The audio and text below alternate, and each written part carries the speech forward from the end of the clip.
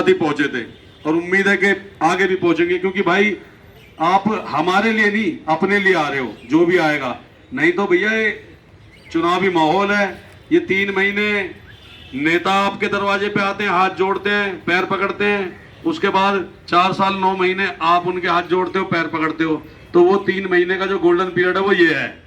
इसमें अगर आप कुछ ले सकते हो तो ले पाओगे, वरना फिर आगे जोड़ लेना कि 14 अब हो गए हैं, 5 और 19 साल से मैं डीटीसी में नौकरी कर रहा हूँ और हो सकता है यही आलम रहा तो यहाँ जो ये डीटीसी का निशान है इस पे कुछ और बना होगा, पैराग्रीन या कुछ एचएम मोटर और फलाना डिमगा जिन क्या क्या है। तो भाई सभी साथी समझदार हो, पब्लिक डीलिंग करते हो, इतने पुराने साथी हो गए हो, तो भैया अगर कुछ चाहिए, सम्मानजनक वेतन चाहिए, सम्मानजनक रोजगार। अभी कुछ साथी कहने में भी शर्माते हैं कि मैं डीटीसी में नौकरी करता हूं, क्योंकि सामने वाला फटाके से जवाब देता है कॉन्टैक्ट पे होगा। तो भैया सम्मान चाहिए, सम्मान से कह सको कि भाई मैं डीटीसी में नौकरी करता हूं। डीटीसी के वर्कर का सम्मान बहुत था पहले, बहुत। ये सरकारों ने राजनीति के शिकार हो गए कि आज पब्लिक भी लड़ने को तैयार रहती है। बिल्कुल जरा सा स्टैंड से 10 मीटर आगे निकल जाए तो क्या अपने घर ले जाएगा, क्या कहां उतारेगा। लेकिन पहले ऐसा नहीं था, अगर कंडक्टर ड्राइवर ने कह दिया लाइन लगा के चढ़ने तो लाइन लगा के चढ़ते थे। और भाई साहब पहले पब्लिक के और हमारे बीच में संबंध भी बहुत अच्छे थे।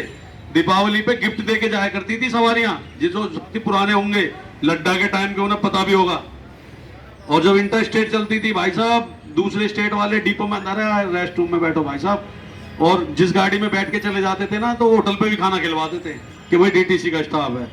लेकिन बाहर अभी भी वैल्यू है, लेकिन यहाँ दिल्ली में नहीं बची वैल्यू। तो वो वैल्यू दोबारा बनानी है भाई। और आने वाली 13 तारीख को, 13 नवंबर को दिन बुधवार 10 से 5 का धरना प्रदर्शन है अपनी उन्हीं मांगों को लेकर। क्योंकि चेयरमैन साहब ने मुलाकात तो की थी पहले धरने को लेकर, लेकिन कोई संतोषजनक जवाब नहीं था। केवल उन्होंने बोला कि भैया मैं अभी नया आया हूं डीटीसी में, मैं इसे जान लूं, आपको परिचय के लिए बुलाया था। मैंने कहा जी परिचय की जरूरत नहीं है, हमारी समस्याओं का समाधान कर दो। हम दीपावली मुलाकात के लिए नहीं आए हैं, हम दीपावली मनाते ही नहीं है, क्योंकि दीपावली मनाता आपका परमानेंट ड्राइवर, परमानेंट कंडक्टर और जो परमानेंट स्टाफ है अंदर का वो। क्योंकि जी हमारे कर्मचारियों को दीपावली के नाम पर कुछ नहीं मिलता। दीपावली के नाम पे जो बोनस मिलता है ना वो दीपावली का नहीं होता, वो एक कानूनन बोनस का एक प्रावधान है जो लमसम दीपावली के आसपास ही उसका समय पीरियड बनता है, इसलिए वो उसे दीपावली बोनस कह देते हैं। बाकी दीपावली के लिए या दीपावली के उपलक्ष्य में आपको कुछ नहीं दिया जाता, ना तो आपको जीएच दी जाती उस दिन की। परमानेंट कर्मचारी को अगर उस दिन ड्यूटी आता तो 3 ड्यूटी मिलती है और नहीं आता तो 1 ड्यूटी मिलती है, समझ रहे हो ना। तो आपको तो सामान्य दिनों के लिए दीपावली होती है, सामान्य दिनों की तरह। तो हमारे लिए तो ऐसा कुछ नहीं है जी। हमने हाथ जोड़ के कहा जी हमारी जो समस्या है, हमारी जो मांगे हैं उन्हें पूरी कर दो, हमारी तब दीपावली होगी। तो उन्होंने कहा आपकी समस्याओं के लिए जल्द ही मुलाकात की जाएगी और आपको बुलवाया जाएगा। लेकिन जैसा हमने 16 अक्टूबर को कहा था कि 1 महीने के अंदर निष्कर्ष निकलना चाहिए, जो नहीं निकला, इसी को लेकर हमने दोबारा आह्वान किया। 13 तारीख को आईपी हेडक्वार्टर पर धरना प्रदर्शन है। तो भाई सभी साथी धरना प्रदर्शन में जरूर आए, क्योंकि ये जो समय है इसमें कुछ मिल गया तो नहीं तो फिर गई रेलगाड़ी अगले स्टेशन पे, 5 साल बाद मिलेगी। तो भाई सभी का इंतजार रहेगा, दोबारा बताने के लिए आए ताकि कुछ साथियों के पास खबर नहीं पहुंच पाती, या हमारे लिंक में नहीं है, या ग्रुप में नहीं है, या कुछ जानबूझकर सोने का नाटक करते हैं। भाई जो सो रहा है उसे तो जगाया जा सकता है, जो नाटक कर रहा है उसे नहीं जगाया जा सकता।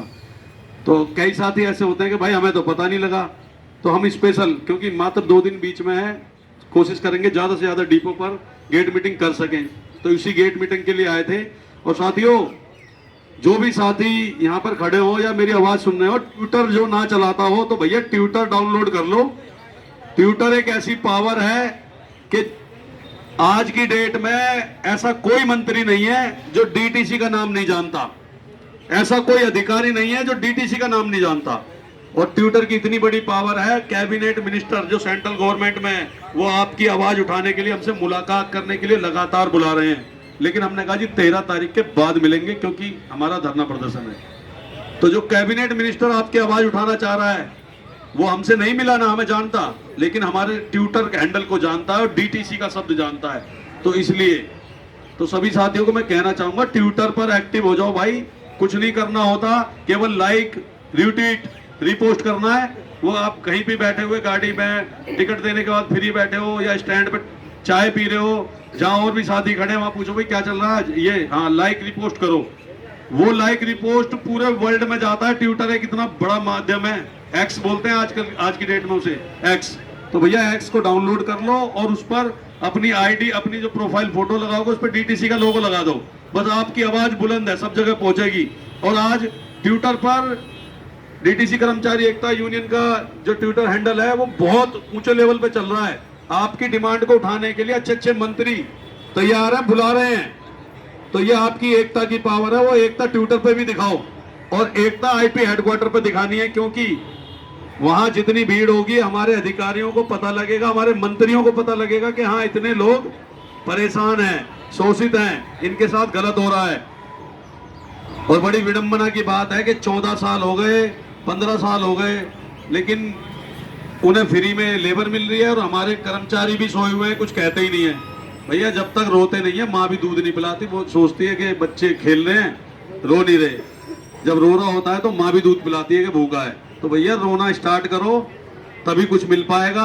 और समय ऐसा है कि कोई भी बदलाव आ सकता है, नहीं तो भैया ड्राइवर साथियों के साथ जैसी तलवार लटकी हुई है कि भाई इलेक्ट्रिक बस में रख नहीं रहे हैं और डीटीसी बस खत्म होती जा रही है। लेकिन विभाग ने भी एक जवाब दिया था कि इन बसों के खत्म होने से पहले शायद कोई रास्ता निकाल लिया जाए।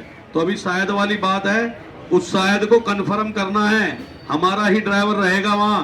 तो भैया इकट्ठे होना पड़ेगा, अपनी एकता दिखानी पड़ेगी।